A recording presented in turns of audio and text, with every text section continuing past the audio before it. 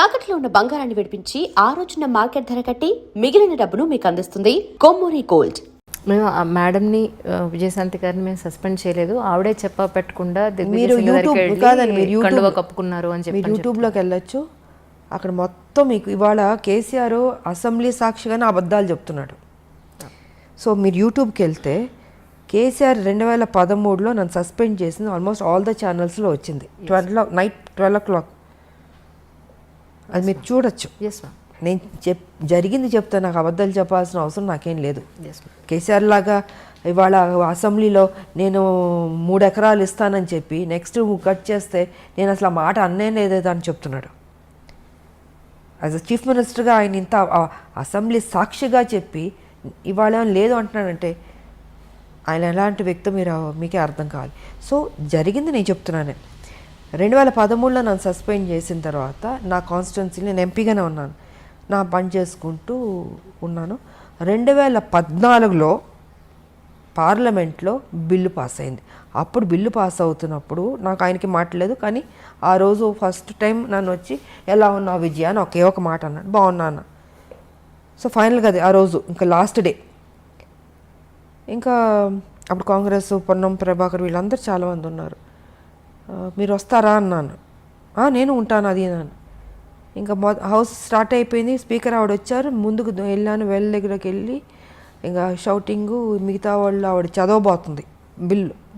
చదువుతుంటే మిగతా వాళ్ళందరూ అడ్డుపడడం, నేను దూకడం, నేను అది పట్టుకోవడం పేపర్లు చింపకుంటాను.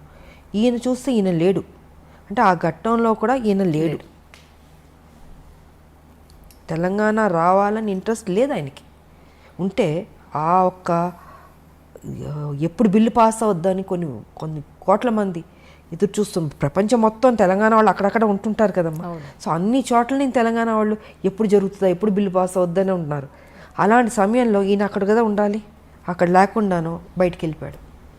సో ఆ లాస్ట్ మూమెంట్ వరకు కూడా నా డ్యూటీ నేను సిన్సియర్గా చేసి బిల్లు పాస్ అయింది. చాలా హ్యాపీ ఫీల్ అయ్యాను నేను. అవును మ్యామ్. ఆ టైంలో you are also one of the party. ఒక్కదాన్నే నేను ఉన్నది ఇద్దరు ఎంపీలు ఒక ఆయన లేడు, వచ్చాడు వెళ్ళిపోయాడు. సో చివరి వరకు బిల్లు పాస్ అయ్యే వరకు నేను ఉన్నాను. ఆ రోజు బిల్లు పాస్ అయింది, నేను అనుకున్నది సాధించాను. అంటే ఇంత ట్రావెలింగ్ పట్టింది నాకు. బీజేపీ నుంచి, నా తల్లి తెలంగాణ నుంచి, టీఆర్ఎస్ దగ్గర నుంచి, కాంగ్రెస్ దగ్గర నుంచి ఇంత ట్రావెలింగ్. ఈ ట్రావెలింగ్లో ఎక్కడ నా స్వార్థం చూసుకోలేదు. విజయశాంతి ఒక పెద్ద స్టారు, తెలంగాణ కోసం కొట్లాడుతుంది. ఆవిడ అడిగితే ఏదో ఇవ్వడానికి అన్ని పార్టీలు రెడీ. ఆయన మిగతా పార్టీలు అందరూ నాకు ఏం కావాలో తీసుకోండి, మా పార్టీలోకి రండి అన్నీ అడిగారు. కానీ ఎప్పుడూ పదవులకి కానీ దేనికి నేను లొంగలే. నేను దేనికి వచ్చాను? తెలంగాణ కోసం. అది నాకు ముఖ్యం. మీరు నాకు డబ్బులు ఆశ చూపించినా, పదవులు ఆశ చూపించినా, సీఎం పదవులు చూపించినా నాకు వద్దండి, నాకు తెలంగాణ ఇవ్వండి అని ప్రతి నిమిషం నేను టెన్షన్ పడ్డాను నేను. సో ఇలా జరిగింది నా కెరియర్, పొలిటికల్ కెరియర్ ఇంత స్ట్రగుల్తో కూడి. బట్ ఫైనల్గా నేను అనుకున్నది అచీవ్ చేశాను. అది నాకు. ఎప్పుడైతే మీ తాతగారు అప్పటి రోజుల నుంచి ప్రాణం చేతపట్టుకుని మీరు అక్కడికి వెళ్ళారు, అవును, మళ్ళీ ఇన్నాళ్ల తర్వాత మీ కళ నెరవేరింది అనుకోవచ్చు. అదే రాస్తుంటుంది, ప్రతి బియ్యం మీద పేరు రాసినట్టు నాకు రాసింది తెలంగాణ నువ్వు కొట్లాడాలి, పార్లమెంట్లో నీ చేతుల మీదుగా రావాలి అన్నది రాసినట్టుంది. అది జరిగింది. మరి ఇంతకుముందు ఇంతమంది ఎంపీలు గెలిచారు, ఎప్పుడు రాలేదు. ఫైనల్ ఇద్దరిలో ఒకళ్ళు. నా డ్యూటీ నేను సక్రమంగా చేశాను. సార్ విమర్శించే వాళ్ళు విమర్శిస్తారు, విమర్శించేటట్టు చేస్తారు కేసీఆర్. దీన్ని నేను పెద్ద పట్టించుకోవాల్సిన అవసరం లేదు. నా మనస్సాక్షికి తెలుసు, నా నిజాయితీ తెలుసు. నేను సిన్సియర్గా పనిచేస్తాను తెలంగాణ కోసం. ఒకటమ్మా, నేను ఏనాడు పోస్టుల కోసం పరిగెత్తిందో తాపత్రయపడిందో నా లేదు. నా ప్రజలకు మేలు జరిగితే చాలు. నన్ను ఏం చేయమంటారు చెప్పండి, నేను చేస్తాను. నా జీవితం అన్యాయం అయిపోయినా పర్లేదు, కానీ నా ప్రజలు 4 కోట్ల ప్రజలు, వాళ్ళకి మేలు జరిగితే చాలు అన్నదే తప్ప ఇంతకాలం ఎన్ని నాకు రెడ్ కార్పెట్లు వేశారమ్మా. మీకు ఏం కావాలో చెప్పండి, మీరు మా పార్టీలో రండి, ఇది ఇస్తా అది ఇస్తా. నమస్కారం కూడా పెట్టాను. నా తెలంగాణ ఇవ్వండి చాలు, ఇంకా అంతకంటే మిమ్మల్ని నేనేం కోరుకోను. నేను నాకు పెద్ద ఆశ లేదమ్మా, డబ్బు అన్నీ చూశాను కదా, ఇంకేముంటుంది. మీరు చెప్పినట్టు నాకేమీ లేదు. నా పిల్లలు కూడా వద్దు అనుకున్నా, అన్నీ వద్దు, తెలంగాణ వస్తే చాలు, 4 కోట్ల మంది బతుకుతాయి చాలు. సో అలా ఉండింది. అండ్ ఇప్పుడు పార్టీ ఏ బాధ్యత ఇచ్చినా అది నా బాధ్యతగా అనుకుంటాను, నా డ్యూటీగా చేస్తాను నేను. అయ్యో అది పెద్ద పోస్టు, ఇది పోస్టు, నాకు ఏమీ లేదు. ఎంత పెద్ద, ఎందుకంటే ఇంకా పెద్దది హిమాలయ అంత పెద్దది ఇచ్చినా కూడా ఇదే విజయశాంతి, అదే బాధ్యత, అదే సేవ ప్రజలకి. ఎందుకు పిల్లలు లేరు, ఇంక దేనికి నేనేం చేసుకోవాలి? నేను మా హస్బెండ్ ఇద్దరమే తెలంగాణ కోసం అన్నీ పక్కన పెట్టేశాను. సో ప్రజలకు బాగా జరిగింది అనుకో. నా బాధ ఇవాళ ఏంటంటే, ఇంత కష్టపడి తెలంగాణ సాధించాం, 1200 మంది చనిపోయారు, వాళ్ళ ఆత్మ శాంతించాలంటే అసలు సిసలైన తెలంగాణ రావాలి అనుకుంటే ఆ తెలంగాణ రాలే, దోపిడీ తెలంగాణ జరుగుతుంది. ఇది నాకు బాధగా ఉంది. దీని మీద నేను ఫైట్ చేస్తున్నాను. నేను కేసీఆర్ గారు కూడా ఒక్కసారి మేము గుండె మీద చేపెట్టుకుని ఆలోచించండి, మీరు చేస్తుంది రైటా రాంగా అని. మీకు వయసు అయిపోయింది, ఇంకెంతకాలం బతుకుంటారు? కనీసం మీరు వెళ్ళే లోపల మంచి చేసి వెళ్ళాలన్న ఆలోచన మీకు తట్టట్లేదు కేసీఆర్ గారు. మనం ఎన్ని మాటలు మాట్లాడుకున్నాం తెలంగాణ, ఎన్ని విషయాలు మనం డిస్కస్ చేస్తాం తెలంగాణ. ఇవాళ ఏమైపోయింది? మీకు ఎలా మనసు వస్తుంది ఆ అమాయక ప్రజల్ని మోసం చేయాలని? మీకు దేవుని భక్తి ఉంటుంది, ఒకసారి ఆలోచించండి. ఇంత అబద్ధం, ఇంత మోసం అండి, ఇంత డబ్బు తిన్నారు కదా, ఏం చేసుకుంటాడు ఆయన చెప్పండి? 1,00,000 కోట్ల పైన మీరు తీసుకున్నారు, తెలుసు అందరికీ. ఏం చేసుకుంటారు? ఆల్మోస్ట్ మీరు 70కి వెళ్ళబోతున్నట్టున్నారు. ఏం తినడానికి ఉండదమ్మా, తినేది ఎంతో తింటాం. కానీ మీరు కొంచెం మారండి. నేను అదే అంటున్నా, కేసీఆర్ గారు మీరు ఇప్పుడైనా మారండి. 2 సార్లు మీకు ప్రజలు అవకాశం ఇచ్చారు. ఆ ప్రజలు వాళ్ళ మొహాలు చూడండి, వాళ్ళని చూస్తే మీకు మోసం చేయబుద్ధి అవుతుందా? మీకు తప్పనిపించట్లేదు మీకు నిజంగా? కనీసం ఇప్పుడైనా మారి మంచి చేశాను, ఈ భూమిని విడిచేది వెళ్ళండి. మీకు వెళ్ళాల్సిన టైంలో మీరు ఉండండి, 100 ఏళ్ళు బతకండి కాదట్లే, కానీ తప్పు చేసి వెళ్ళొద్దు, మంచి చేసి వెళ్ళండి. ఉద్యమంతో చేసాం మనం, ఆ చిన్న తప్పు కూడా వద్దు, ఆ రిమార్క్ కూడా వద్దు అన్నది నేను ఆయనకి చెప్తున్నా. నేను ఆయన తీసుకుంటాడని నేను అనుకోవట్లేదు, బట్ నా డ్యూటీ నేను చెప్తున్నాను. ఇప్పుడు ప్రస్తుత తెలంగాణ గవర్నమెంట్కి మీరు ఎన్ని మార్కులు ఇస్తారు? నేను ఇవ్వను. అదే చెప్తున్నాను. ఇప్పుడు ఇంతసేపు చెప్పింది ఆయన మంచి చేస్తుంటే మీరు మంచి చేశారు, నేను మెచ్చుకుంటాను. ఇప్పుడు మిగతా నేను బీజేపీలో ఉన్నాను అని కాదమ్మా. ఆయన కేసీఆర్, నేను విజయశాంతి, మనం పని చేసాం, ఉద్యమంలో కొట్లాడాం.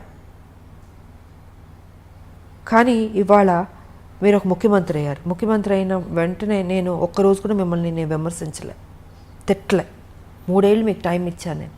సరే, కొత్త పార్టీ, కొత్తగా వచ్చారు, బాగా చేస్తారు, ఒక నమ్మకం. ఉద్యమం నుంచి వచ్చిన మనిషి కాబట్టి ఆయనకు ఆ బాధ్యత తెలుసు, ఎక్కడ ఏ ప్రాబ్లం ఉంది, ప్రజలకు ఏ కష్టాలు ఉన్నాయి, ఎక్కడ ఏ ప్రాబ్లం తీర్చాలని తెలుసు కాబట్టి చేస్తాడు అనుకున్నా. కానీ చేయలే. ముఖ్యమంత్రి కుర్చీలో కూర్చోగానే ఆయన ఆలోచనలు మారిపోయినాయి, మనిషి మారిపోయాడు. ఉద్యమం ఉన్న కేసీఆర్ గారు వేరు, ఇప్పుడున్న కేసీఆర్ వేరు. అహం పెరిగిపోయింది. ఎవరిని ఒకళ్ళు విమర్శిస్తే దాన్ని అంటే అది మనసుకు తీసుకుంటున్నాడు ఆయన.